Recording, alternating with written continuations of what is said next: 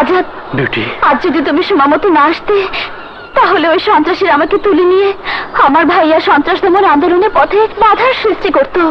Beauty, কিন্তু পারবে না। ওই ক্রিমিনালদের বিরুদ্ধে তোমার ভাইয়ার মতো এই ক্রাইম রিপোর্টার আজাদের কলম অস্ত্র হয়ে গর্জে উঠবে। আজাদ, ওদের কপালে কি লেখা?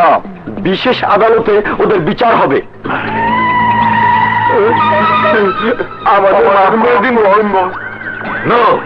ওদের মাফ করা যাবে না, কারণ আপনার কাজকর্মের বিরুদ্ধে আন্দোলন করার অপরাধে এমপি কে মানুষ নামের মূর্তি বানিয়ে রাখার যে প্ল্যান আপনি করেছিলেন ওরা তা পণ্ড করে দিয়েছে।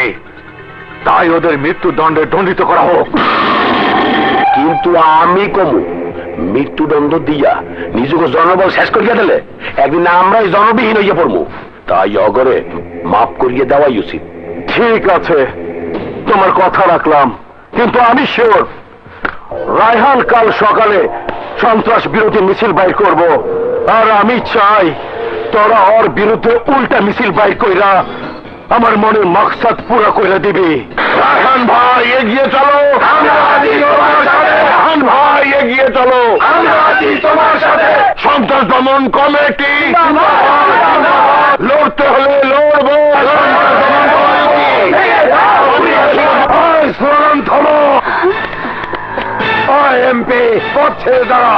এই সন্ত্রাসী দল, নিজেরা সন্ত্রাসী হয়ে আমাদেরকে সন্ত্রাসী বলছিস? ভালোই ভালোই ভুয়া মিছিল ভেঙে চলে যা বলছি। এই আমাদের একটা ভুয়া মিছিল মাস সবাইকে।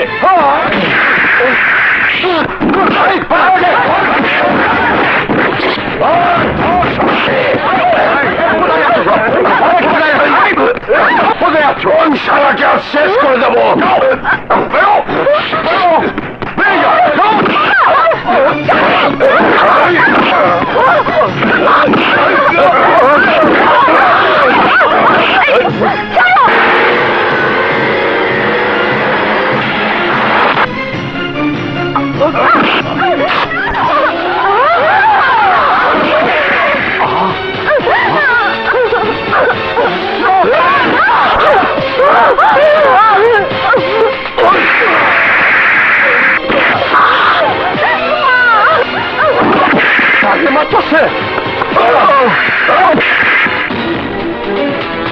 মাসুদ ভাই,